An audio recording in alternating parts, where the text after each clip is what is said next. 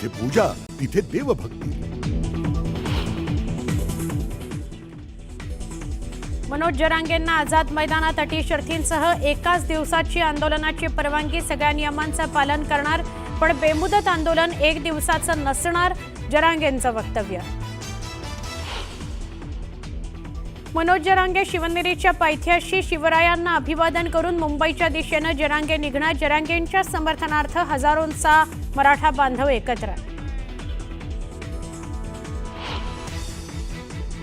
मुंबईतील आझाद मैदानात मराठा बांधव एकवटायला सुरुवात, मोठ्या प्रमाणात पोलीस बंदोबस्त तैनात, आरक्षणाच्या मागण्या मान्य होईपर्यंत आंदोलनावर ठाम राहणार।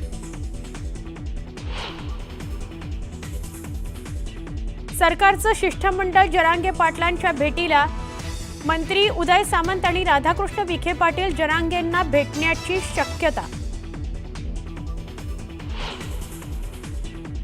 मुंबईतील दादरमध्ये मराठा आरक्षणावरून फडणवीसांच्या समर्थनार्थ राजकीय बॅनरबाजी, इतिहास कर्तृत्वाला लक्षात ठेवतो, बॅनरवर लक्षवेधी मजकूर। धाराशिवमधून 50,000हून अधिक मराठी आंदोलक मुंबईच्या दिशेनं, आरक्षण घेतल्याशिवाय माघार नाही, मराठा आंदोलक भूमिकेवर ठाम।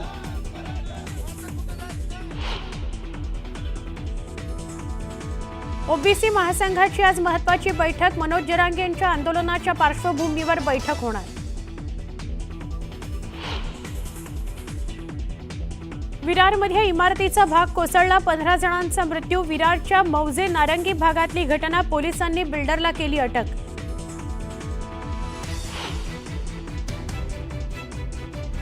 लालबागच्या राजाच्या दर्शनाला तुफान गर्दी, बाप्पाच्या दर्शनाकरता लांबच लांब रांगा।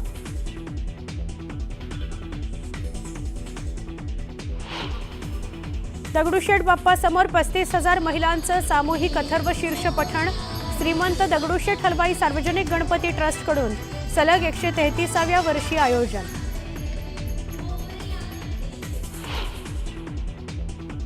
आणि राज्यातील आज 1.5 दिवसाच्या गणपतीचं विसर्जन, प्रशासनाकडून विसर्जनाची तयारी पूर्ण।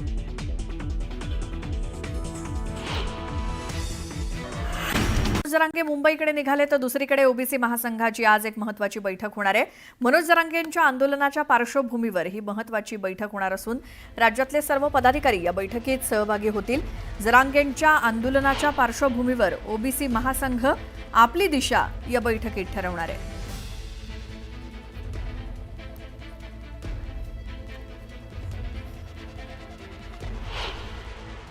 आम्ही सरकार आणि आंदोलनकर्त्यांच्या भूमिकेकडे सातत्याने लक्ष ठेवून आहोत आणि मग याच्यावर आपण काय करायला पाहिजे, राष्ट्रीय ओबीसी महासंघाने काय भूमिका घ्यायला पाहिजे, ती भूमिका ठरविण्याकरता उद्या आम्ही आमच्या महाराष्ट्रातील सर्व पदाधिकारी, हितचिंतक आणि ज्या सहकारी संस्था आहेत त्या संस्थांची एक बैठक ऑनलाईन आम्ही घेणार आहोत आणि त्या बैठकीमध्ये आपण काय करायचं आणि काय नाही करायचं यावर चर्चा होईल आणि जो काही सर्वानुमते निर्णय होईल त्याची अंमलबजावणी आम्ही भविष्यामध्ये करू।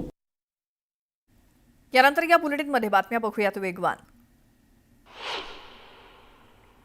श्रीमंत दगडूशेठ हलवाई गणपती समोर अथर्व शीर्ष पठणाची परंपरा कायम आहे। ऋषी पंचमी निमित्तानं दगडूशेठ हलवाई गणपती समोर 35,000 महिलांनी सामूहिक अथर्व शीर्ष पठण केलं। अथर्व शीर्ष पठणासाठी खासदार सुनेत्रा पवार यांनी देखील उपस्थिती लावली।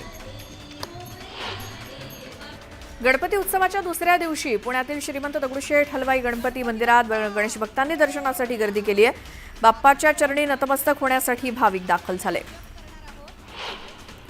लालबागच्या राजाच्या दर्शनासाठी देखील राज्याच्या कानाकोपऱ्यातनं भाविक मुंबईत दाखल होत आहेत। भाविकांच्या गर्दीनं मंदिर परिसरात भक्तिमय वातावरण निर्माण झालंय।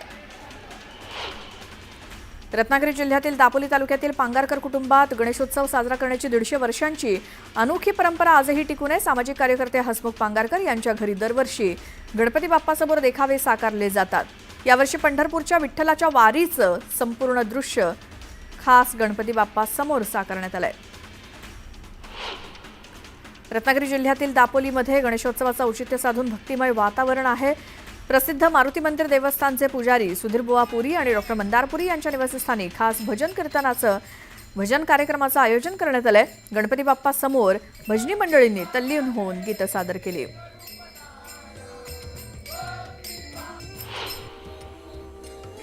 कोकणात गणेशोत्सवाची धूम सुरू आहे. सर्वत्र आनंद, उत्साह आणि भक्तीचं वातावरण दाटलं. या उत्सवाच्या निमित्तानं कोकणाची पारंपरिक संस्कृती उजाळा घेताना दिसते. रत्नागिरी जिल्ह्यातील दापोली, मंडणगड आणि खेड परिसरात सादर होणारे जाखडी नृत्य या काळात विशेष आकर्षण ठरतं.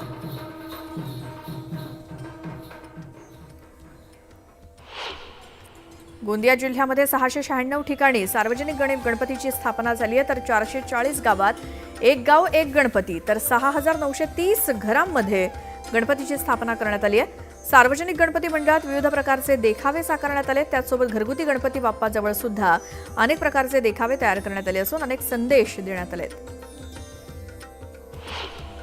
गोंदियाचा राजा अशी ओळख असलेल्या अपना गणेश उत्सव मंडळाचं यंदा 21वं वर्ष आहे. उत्सवातून विविध सामाजिक उपक्रम राबवून सामाजिक सलोखा जपणारं मंडळ म्हणून अपना गणेश उत्सव मंडळाची ख्याती आहे.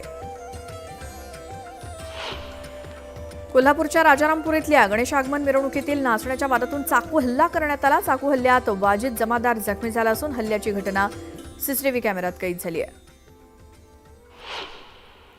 कोल्हापूरच्या राजारामपूर येथील गणेश आगमन मिरवणुकीत झगमगाट बघायला मिळाला.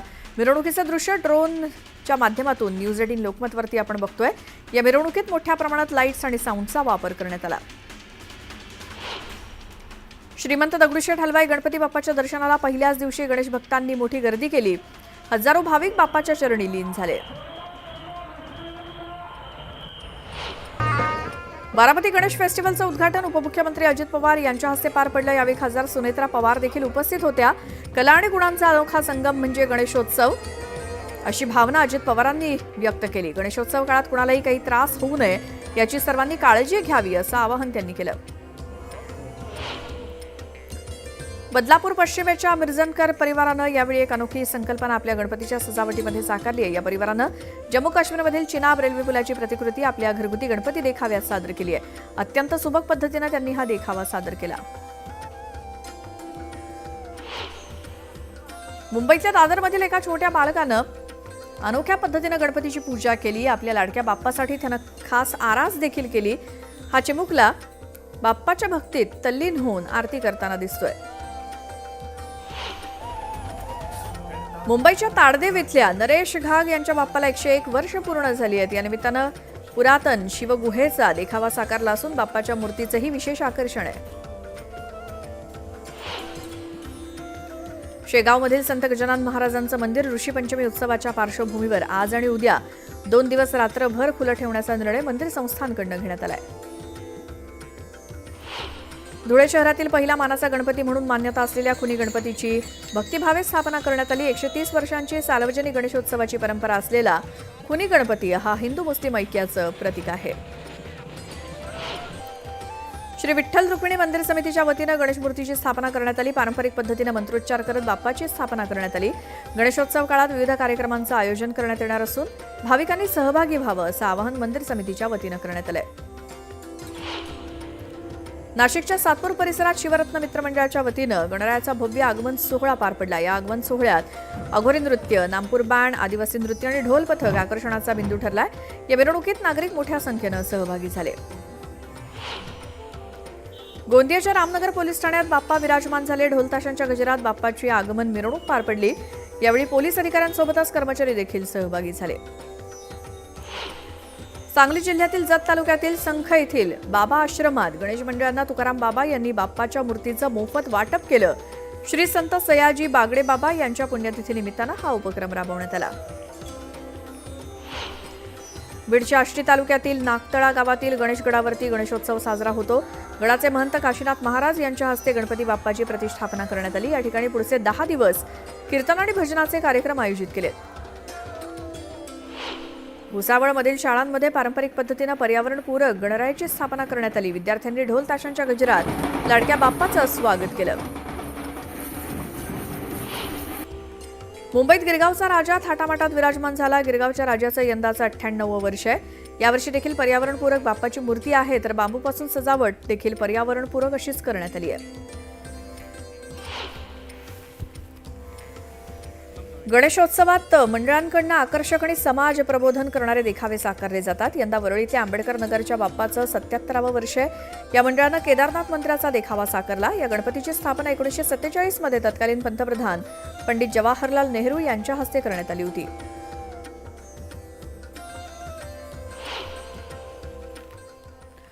यानंतर एक मोठी बातमी आहे. नागपूर जिल्हा परिषदेच्या निवडणुकीसाठी भाजपकडून उमेदवारांची चाचपणी सुरू करण्यात आली आहे. गेले 2 टर्म सत्तेनं हुलकावणी दिल्यामुळे यंदा भाजप अलर्ट मोडवरती आहे. भाजपनं 57 सर्कलमध्ये उमेदवारीसाठी सर्व्हे केल्याची माहिती मिळते. या सर्व्हेच्या आधारे मेरिटवर असलेल्या उमेदवारांना तिकीट मिळणार आहे. त्यामुळे सर्व्हेमुळे इच्छुकांची धाकधूक वाढलेली आहे.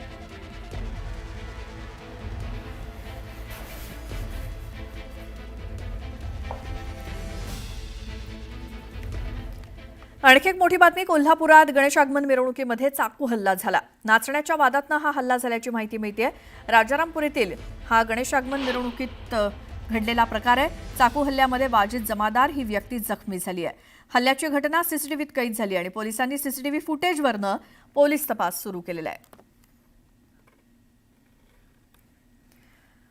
पुन्हा पाहूयात या बुलेटिनमध्ये बातम्या सुपरफास्ट. उद्धव ठाकरेंनी राज ठाकरेंच्या शिवतीर्थ या निवासस्थानी जाऊन गणपती बाप्पाचं दर्शन घेतलं. उद्धव ठाकरेंसोबत पत्नी रश्मी ठाकरे आणि आदित्य ठाकरेही बाप्पाच्या दर्शनासाठी आले होते. मुख्यमंत्री देवेंद्र फडणवीस यांनी देखील राज ठाकरेंच्या निवासस्थानी जाऊन बाप्पाचं दर्शन घेतलं. उद्धव ठाकरेंनंतर मुख्यमंत्री फडणवीसांनीही शिवतीर्थ निवासस्थानी बाप्पाचं दर्शन घेत प्रार्थना केली. मनसे अध्यक्ष राज ठाकरे यांच्या घरी शिवसेना उभाठाचे खासदार संजय राऊत यांनी देखील भेट दिली. राऊत यांनी राज ठाकरेंच्या निवासस्थानी जाऊन बाप्पाचं दर्शन घेतलं. केंद्रीय मंत्री नितीन गडकरींच्या नागपूर इथल्या निवासस्थानी गणरायाची प्रतिष्ठापना करण्यात आली आहे. यावेळी गडकरींनी सहपरिवार पूजा आणि आरती केली. उपमुख्यमंत्री एकनाथ शिंदे यांच्या हस्ते ठाण्यातील किसननगर इथल्या गणपतीची प्रतिष्ठापना करण्यात आली. यावेळी शिंदेंनी बाप्पाची आरती केली. मंत्री गिरीश महाजन यांच्या सेवा सदन या शासकीय निवासस्थानी बाप्पा विराजमान झाले. मंत्री गिरीश महाजनांनी मनोभावे बाप्पाची आराधना केली. राज्याचे कृषी मंत्री दत्तात्रय भरणे यांच्या निवासस्थानी गणराय विराजमान झाले. मंत्री भरणेंच्या बाप्पासाठी भाजीपाला, फळं आणि कडधान्यापासून आरास करण्यात आली. राज्यातील सर्व शेतकऱ्यांना सुख समृद्धी आणि ऐश्वर्य लाभू दे असं साकडं यावेळी दत्तामामा भरणेंनी बाप्पाच्या चरणी घातलं. मुख्यमंत्री देवेंद्र फडणवीसांनी भाजप आमदार निरंजन डावखरे यांच्या ठाण्यातल्या निवासस्थानी जाऊन गणरायाचं दर्शन घेतलं. यावेळी मुख्यमंत्री फडणवीसांनी मनोभावे प्रार्थना केली. भाजपच्या नेत्या नवनीत राणा यांच्या अमरावतीतील शंकरनगर निवासस्थानी गणपती बाप्पाचं थाटात वाजत गाजत आगमन झालं. नवनीत राणांनी पूजा अर्चा करत बाप्पाला साकडं घातलं आणि शेतकऱ्यांवरील विघ्न दूर व्हावं असं साकडं घातलं. आमदार सुधीर मुनगंटीवार यांच्या चंद्रपुरातल्या निवासस्थानी बाप्पाचं आगमन झालंय. फुलांच्या गाभाऱ्यात शाडूची मूर्ती स्थापन करण्यात आली आहे. यावेळी मुनगंटीवारांनी सिंदूर लेपन केलं आणि जनतेच्या कल्याणासाठी कार्य करण्याची शक्ती दे अशी मनोकामना मुनगंटीवारांनी बाप्पाच्या चरणी व्यक्त केली. काँग्रेसच्या खासदार प्रतिभा धानोरकर यांच्या घरी बाप्पा विराजमान झालेत. वरोरा इथल्या घरी त्यांनी कुटुंबासोबत गणेशाची स्थापना केली. घरचा गणेशोत्सव दिवंगत खासदार बाळू धानोरकर यांनी सुरू केलेली परंपरा असून आज त्यांची प्रकर्षानं आठवण होते अशी भावना प्रतिभा धानोरकर यांनी व्यक्त केली. बळीराजावरचं आसमानी संकट टळू दे अशी प्रार्थना त्यांनी बाप्पाच्या चरणी केली. वस्त्रोद्योग मंत्री संजय सावकारे यांच्या भुसावळ इथल्या निवासस्थानी गणरायाची स्थापना करण्यात आली. बाप्पाची विधिवत पूजा करत मंत्री सावकारे सपत्नीक बाप्पाच्या चरणी लीन झाले. महसूल मंत्री चंद्रशेखर बावनकुळे यांच्या नागपुरातल्या निवासस्थानी गणपती बाप्पाचं आगमन झालं. बाप्पासाठी आकर्षक पद्धतीनं पर्यावरणपूरक अशी सजावट करण्यात आली. हिरव्या पानांचा वापर करून सजावट केली गेली आहे. जळगावचे पालकमंत्री गुलाबराव पाटील यांनी आपल्या मुंबईतल्या मलबार हिल इथल्या निवासस्थानी गणरायाची विधिवत पूजा करत स्थापना केली. त्यावेळी त्यांनी बाप्पाच्या चरणी प्रार्थना केली.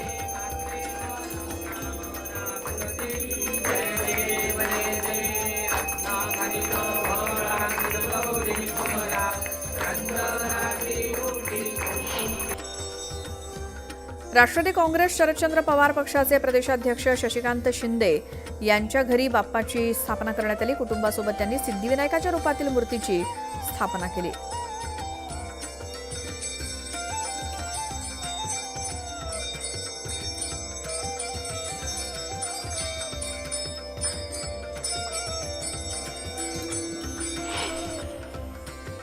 श्रीमंत मुधोजीराजे भोसलेंच्या नागपुरातील निवासस्थानी बाप्पा विराजमान झाले. परंपरेनुसार 297व्या वर्षी गणपती बाप्पाची पारंपरिक पद्धतीनं स्थापना करण्यात आली.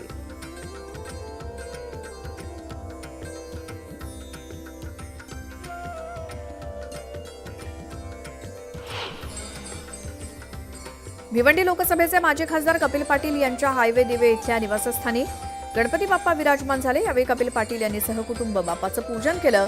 सर्वांना सुखी ठेवण्यासाठी त्यांनी बाप्पाच्या चरणी साकडं घातलं.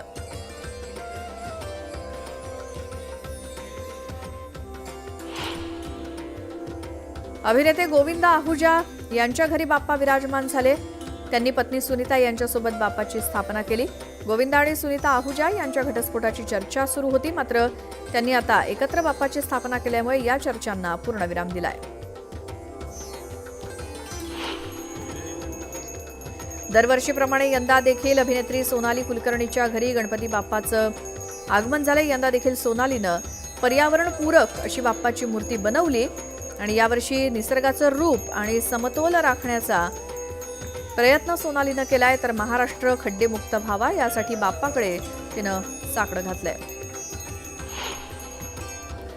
अभिनेता संतोष जुवेकरनं त्याच्या कळव्यातल्या घरी परंपरेनुसार बाप्पाची स्थापना केली. पर्यावरणपूरक बाप्पाची स्थापना करत मराठी सिनेसृष्टीला चांगले दिवस येऊ देत अशी प्रार्थना संतोष जुवेकरनं केली.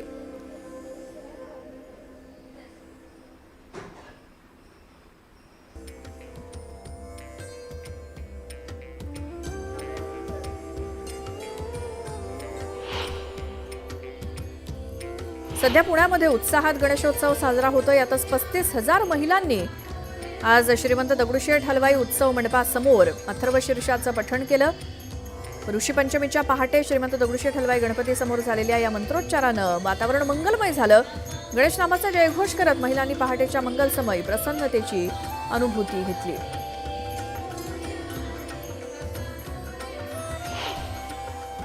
सर्वप्रथम मी सर्व महाराष्ट्रातल्या आणि संबंध भारतातल्या गणेश भक्तांना मनापासून ह्या गणेश उत्सवाच्या मनापासून शुभेच्छा देते. आजची ही अतिशय उत्साहपूर्ण सुंदर रम्य पहाट एवढ्या मोठ्या महिलांच्या समुदाय अथर्वशीर्ष पठणाने झालेली आहे.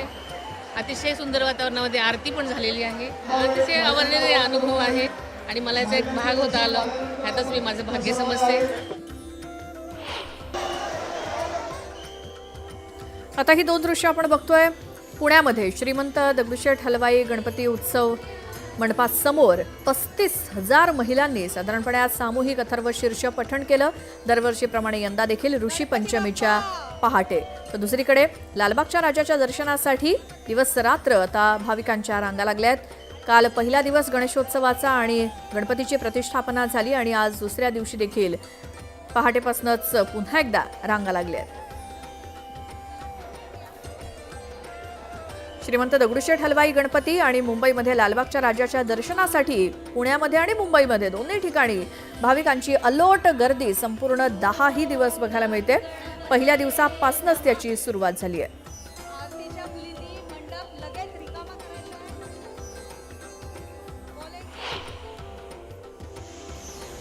आता कोल्हापूरच्या धरण क्षेत्रामध्ये पावसाचा जोर वाढलाय. त्यामुळे राधानगरी धरणाचे 5 दरवाजे पुन्हा उघडले गेलेत. धरणातनं 8,600 क्युसेक वेगानं विसर्ग सुरू आहे. जळगावच्या भुसावळ तालुक्यातील हतनूर धरणाचे 6 दरवाजे पूर्णपणे उघडण्यात आले. दरम्यान धरणातनं 37,716 क्युसेक पाण्याचा विसर्ग तापी नदीपात्रात सोडण्यात येत असून धरणात पाण्याची आवक वाढत राहिल्यास पाण्याचा विसर्ग वाढण्याची शक्यता असल्याची माहिती धरण प्रशासनानं दिली आहे. सिंधुदुर्ग जिल्ह्यातील कणकवली, कुडाळ आणि सावंतवाडी तालुक्यात जोरदार पाऊस झाला. गणेश चतुर्थीच्या पहिल्याच दिवशी म्हणजे गणेशोत्सवाच्या पहिल्याच दिवशीच पावसाची रिपरिप सुरू होती. त्यामुळे गणेश भक्तांची तारांबळ उडाली. सिंधुदुर्ग जिल्ह्यामध्ये दिवसभर पावसाची संततधार सुरू आहे. रात्री जोरात पाऊस बरसला असून 31 ऑगस्टपर्यंत जिल्ह्याला येलो अलर्ट देण्यात आला आहे. स्वाभिमानी शेतकरी संघटनेचे अध्यक्ष राजू शेट्टी यांनी नांदेड जिल्ह्यातील पूरग्रस्त गावांना भेट दिली. मुखेड तालुक्यातील हसनाळ येथे पाहणी करत शेतकऱ्यांशी संवाद साधला. शेतकऱ्यांनी सांगूनही लेंढी धरणाचे दरवाजे उघडले गेले नाहीत, त्यामुळे पूर आला असा आरोप राजू शेट्टी यांनी केला.